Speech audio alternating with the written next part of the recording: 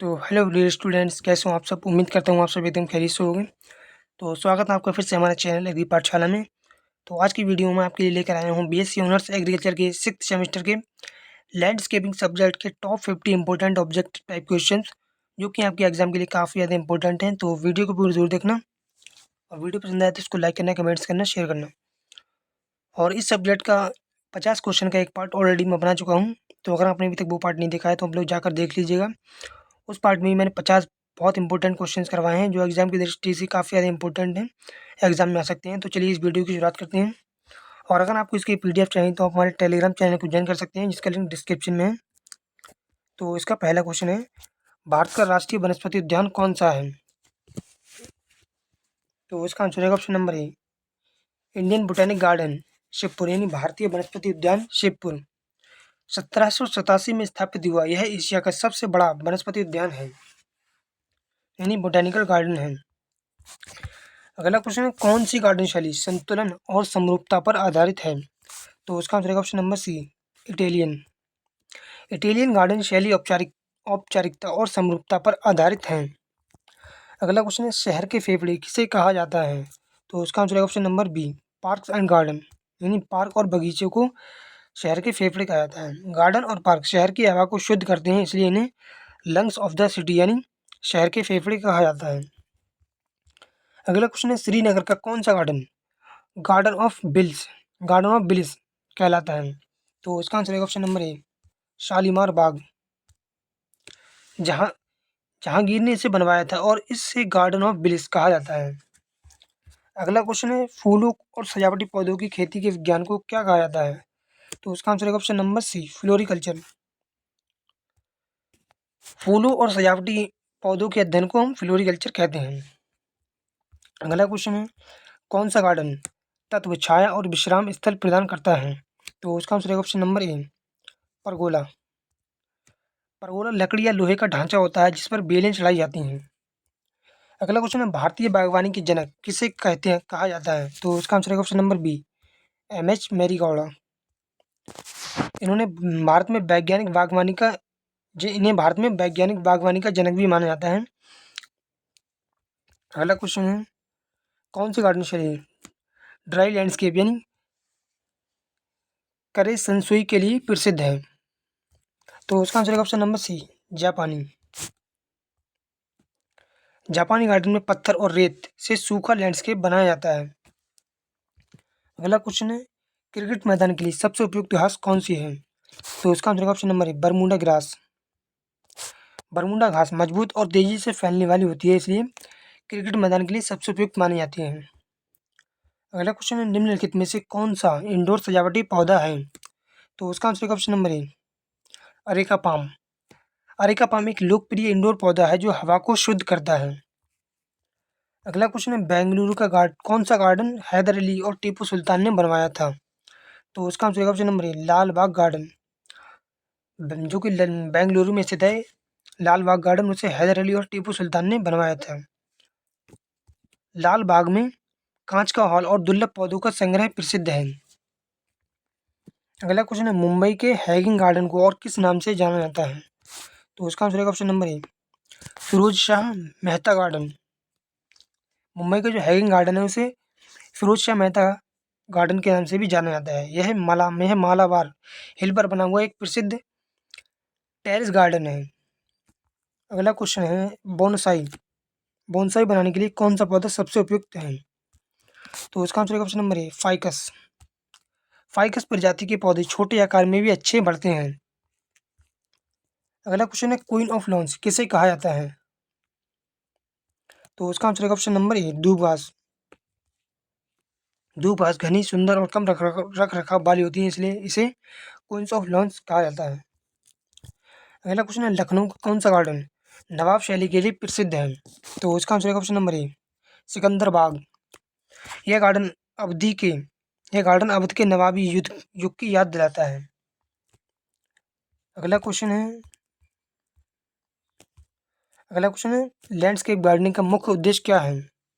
तो इसका आंसर है option number A, beauty and recreation, यानी सौंदर्य और मनोरंजन। लैंडस्केपिंग का उद्देश्य है सुंदरता, शांति और आराम प्रदान करना।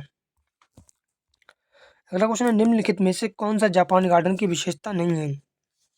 तो उसका answer option number C, symmetry यानी समरूपता। जापानी गार्डन असमान और प्राकृतिक होते हैं, ना कि समरूप। अगला क्वेश्चन है, भारत का सबसे बड़ा गार्डन कौन सा है? तो उसका आंसर ऑप्शन नंबर ए, इंडियन बोटेनिक गार्डन शिवपुर यानी भारतीय वनस्पति उद्यान शिवपुर।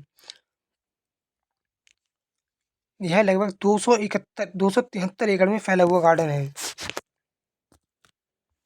अगला क्वेश्चन है, एक औपचारिक गार्डन का मुख्य घटक क्या है? तो उसका आंसर ऑप्शन नंबर ए, स्ट्रेट पैथवे यानी सीधे रास्ते। औपचारिक गार्डन में समरूपता और सीधी रेखाएं होती हैं।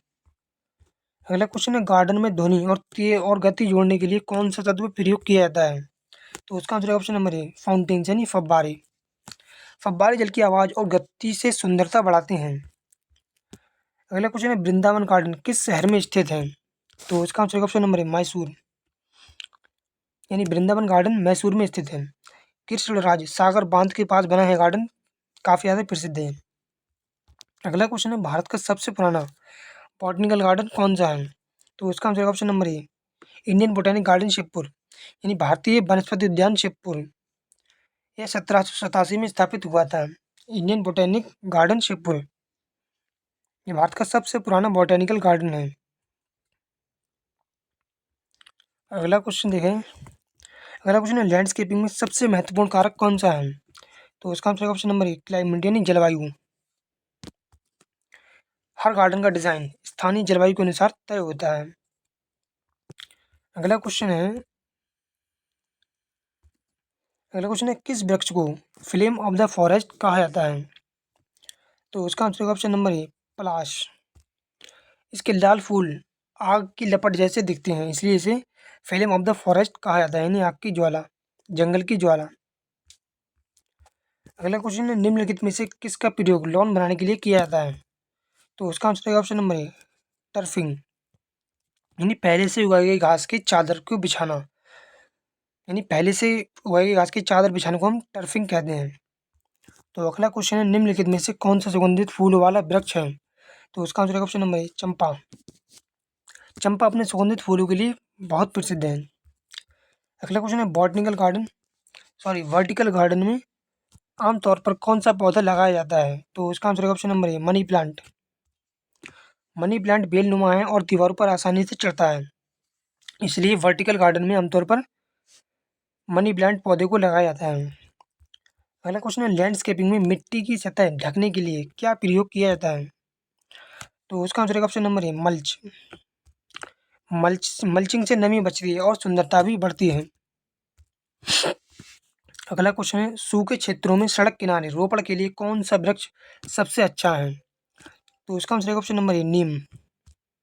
यानी नीम सूखा सहनशील, छायादार और औषधीय महत्व वाला पौधा है, इसलिए सूखे क्षेत्रों में सड़क के किनारे रोपण के लिए नीम का वृक्ष सबसे अच्छा माना जाता है। अगला क्वेश्चन है, रॉक गार्डन किस शहर में प्रसिद्ध है? तो उसका आंसर है ऑप्शन नंबर ए, चंडीगढ़।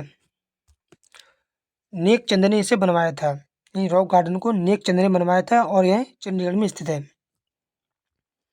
अगला क्वेश्चन है, समुद्र तटीय क्षेत्रों में एवेन्यू रोपण के लिए कौन सा वृक्ष उपयुक्त है? तो उसका आंसर है ऑप्शन नंबर ए, कसूआरीना। कसूआरीना नमक सहनशील है और हवा को रोकता है, इसलिए समुद्र तटीय क्षेत्रों में एवेन्यू रोपण के लिए सबसे उपयुक्त जो वृक्ष है वो होता है कसूआरीना। अगला क्वेश्चन है, कौन सी गार्डन शैली को स्वर्ग का प्रतीक माना जाता है? तो उसका आंसर है ऑप्शन नंबर ए, पर्शियन। पर्शियन गार्डन को जन्नत का प्रतीक माना जाता है। अगला क्वेश्चन है, परगोला पर चढ़ाने के लिए सबसे उपयुक्त फूलों वाली लता कौन सी है? तो उसका आंसर है ऑप्शन नंबर ए, बोगनविलिया। अगला क्वेश्चन है, किस पौधे को गोल्डन शावर ट्री कहा जाता है? तो उसका आंसर है ऑप्शन नंबर ए, अमलतास। अमलतास जो पौधा होता है उसे गोल्डन शावर ट्री कहते हैं। अगला क्वेश्चन है, छायादार लॉन के लिए सबसे अच्छी घास कौन सी है? तो उसका आंसर है ऑप्शन नंबर ए, कारपेट घास। कारपेट घास जो होती है वो छायादार लॉन के लिए सबसे अच्छी मानी जाती है। अगला क्वेश्चन है, भारत में कौन सा गार्डन चारबाग शैली पर आधारित है? तो उसका आंसर है ऑप्शन नंबर ए, ताजमहल गार्डन। ताजमहल जो गार्डन है वो भारत में चारबाग शैली पर आधारित है। अगला क्वेश्चन है, निम्नलिखित में से कौन सा ग्राउंड कवर के रूप में प्रयोग नहीं होता है? तो इसका आंसर होगा option number D, mango tree यानी आम का पेड़। आम का पेड़ जो होता है वो ग्राउंड कवर के रूप में प्रयोग नहीं होता है। बाकी लॉन ग्रास, क्रीपर्स यानी लताएं, श्रब्स, ये सारी तीनों चीज़ें ही ग्राउंड कवर के रूप में प्रयोग होती हैं। अगला क्वेश्चन है, अनौपचारिक गार्डन की मुख्य विशेषता क्या है? तो उसका आंसर होगा ऑप्शन नंबर बी, एसिमेट्री यानी असमानता। अनौपचारिक गार्डन की मुख्य विशेषता जो है वो होती है असमानता, क्योंकि इसमें असमानता होती है। अगला क्वेश्चन है, मैदानी क्षेत्रों में एवेन्यू रोपण के लिए सबसे अच्छा वृक्ष कौन सा है? तो उसका आंसर होगा ऑप्शन नंबर ए, गुलमोहर। गुलमोहर मैदानी क्षेत्रों में एवेन्यू रोपण के लिए सबसे अच्छा वृक्ष माना जाता है। अगला क्वेश्चन है, लाइव फेंसिंग के लिए कौन सा पौधा उपयुक्त है? तो उसका आंसर होगा ऑप्शन नंबर ए, अगेव। अब अगेव नामक जो पौधा होता है वो लाइव फेंसिंग के लिए सबसे उपयुक्त माना जाता है। अगला क्वेश्चन है, संगीत में फव्वारे के लिए कौन सा गार्डन प्रसिद्ध है? तो इसका आंसर है ऑप्शन नंबर ए, वृंदावन गार्डन। संगीत में फव्वारे के लिए वृंदावन गार्डन सबसे प्रसिद्ध है। अगला क्वेश्चन है, किंग ऑफ फ्लावर्स यानी फूलों का राजा किसे कहा जाता है? तो इसका आंसर है ऑप्शन नंबर ए, रोज यानी गुलाब। गुलाब को फूलों का राजा भी कहते हैं। अगला क्वेश्चन है, क्वीन ऑफ फ्लावर्स यानी फलों की रानी किसे कहा जाता है? तो इसका आंसर है ऑप्शन नंबर बी, जैस्मीन यानी चमेली। चमेली को फूलों की रानी कहा जाता है और गुलाब को फूलों का राजा। अगला क्वेश्चन है, पार्क में छाया देने के लिए कौन सा पेड़ सबसे अच्छा है? तो उसका आंसर है ऑप्शन नंबर ए, बरगद। बरगद का जो पेड़ होता है वो काफ़ी ज़्यादा बड़ा और विशाल होता है, इसलिए पार्क में छाया देने के लिए बरगद का पेड़ सबसे अच्छा माना जाता है।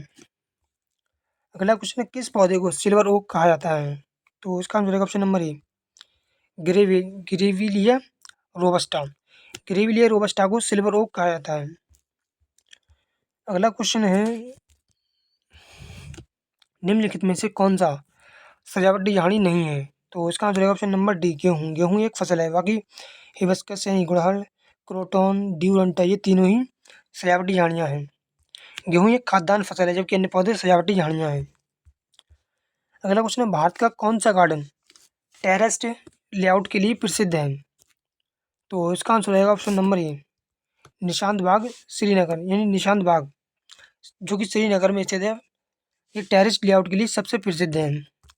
निशांत बाग को गार्डन ऑफ जॉय कहा जाता है और यह सीढ़ीनुमा टेरेस्ड डिजाइन में बना है। अगला क्वेश्चन है, निम्नलिखित में से कौन सा जल उद्यान पौधा है? तो उसका आंसर है ऑप्शन नंबर ए, कमल यानी लोटस। कमल और वाटर लिली जल उद्यान पौधों के प्रमुख उदाहरण हैं।